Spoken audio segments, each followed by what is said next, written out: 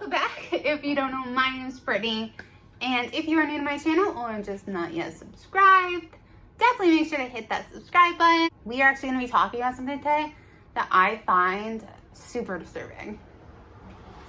Let's dive in. Today, we're going to be talking about the urban legend of the Russian sleep experiment. It's so disturbing. Towards the end of the 1940s, Soviet researchers built 5 prison inmates in an airtight chamber and doused them with an experimental stimulant gas to test the effects of prolonged sleep deprivation.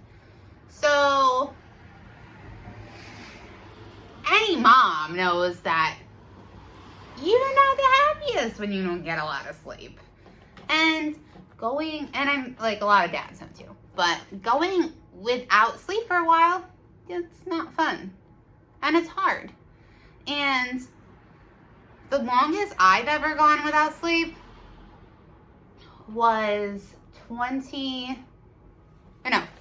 hours. I went 32 hours without sleep, I think. No, it was longer than that. Or it might have been. I don't know. It was over 24, and I made it until like 8 o'clock the next night. And then I crashed. Like, I just fell asleep. I have no recollection of falling asleep. So, yeah. Get your sleep. So, their behavior was observed using two-way mirrors. And their conversations were monitored electronically. These prisoners signed up for this because they were promised their freedom if they could go entirely without sleep for 30 days. And I feel like not a lot of people know how actually important sleep is. I have insomnia plus Sebastian. I don't get my sleep. But, so these prisoners were probably like, oh yeah, that's a good deal because they don't want to be in prison anymore.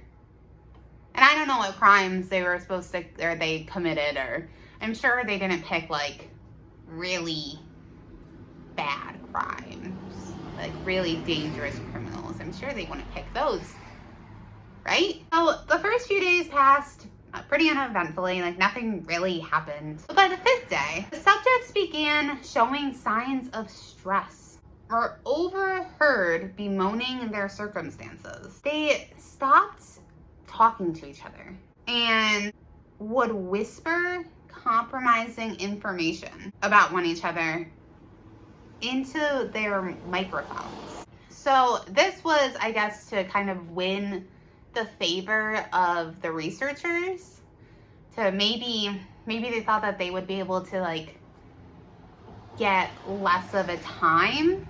And then the paranoia set in. On the 9th day, the screaming began.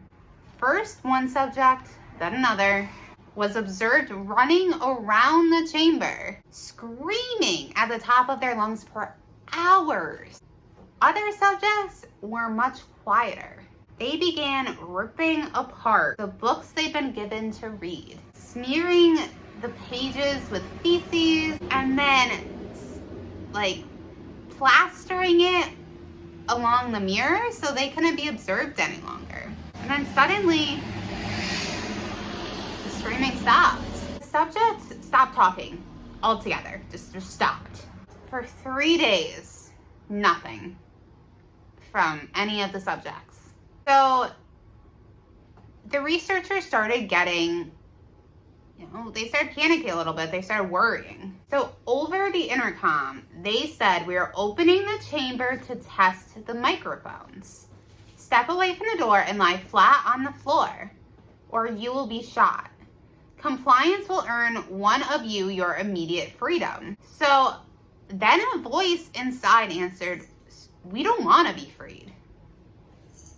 2 more days passed with no contact from the prisoners. So the scientists kind of, they started deciding what they should do next. Finally, they decided, this is too much. It's too dangerous. Let's terminate it. So at midnight on the 15th day, the stimulant gas was flushed from the chamber and replaced with fresh air.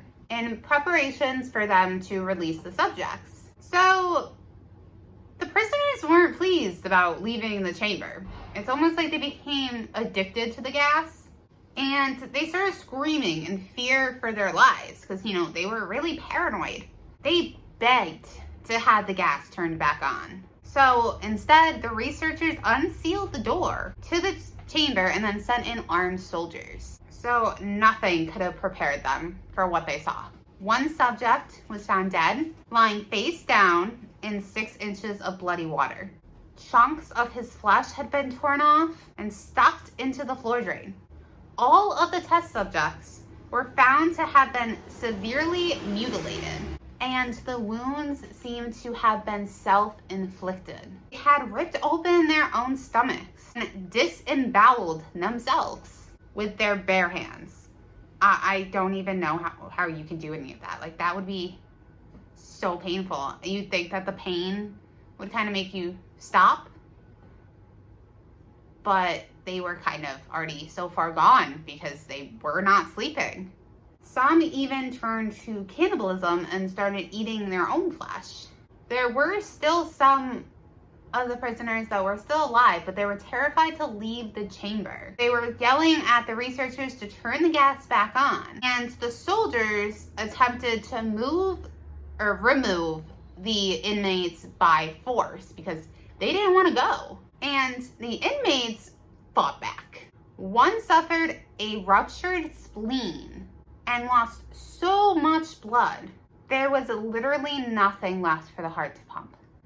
The remaining subjects were restrained and transported to a medical facility for treatment. The first to be operated on fought so hard against getting anesthesia that he actually tore muscles and broke his own bones during the struggle. As soon as the anesthesia took effect, his heart had stopped and he died.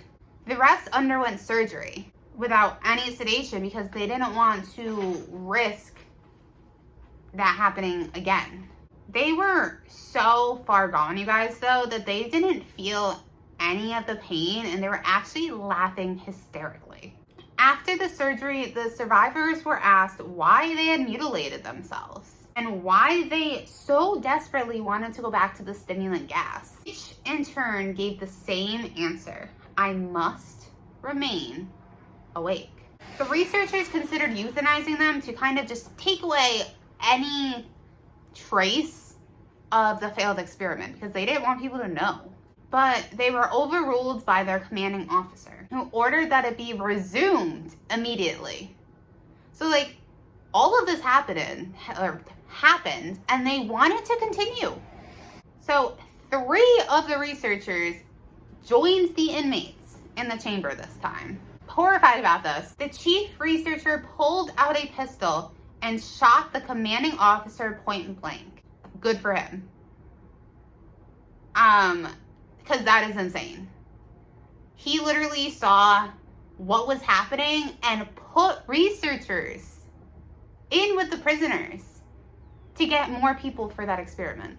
He then turned and shot one of the 2 surviving suspects. He pointed his gun at the last one left and said, "What are you? I must know." The subject said, "Have you forgotten so easily? We are you. We are the madness that lurks within you all, begging to be free at every moment in your deepest animal mind. We are what you hide from in your beds every night. We are what you sedate into silence and paralysis. When you go to your nocturnal haven where we cannot tread." The researcher then fired a bullet into his heart. The EEG monitor flatlined as the subject murmured these last 3 words: "So nearly free." That is terrifying, you guys. It's literally like the sleep deprivation brought out their inner demons. Can you imagine? Oh my gosh, terrifying. Let me know what you guys think about this experiment, this very, very inhumane experiment, down in the comments below. If you like this video, definitely give it a big thumbs up. And definitely make sure to hit that subscribe button. Until next time, I love you guys. Bye.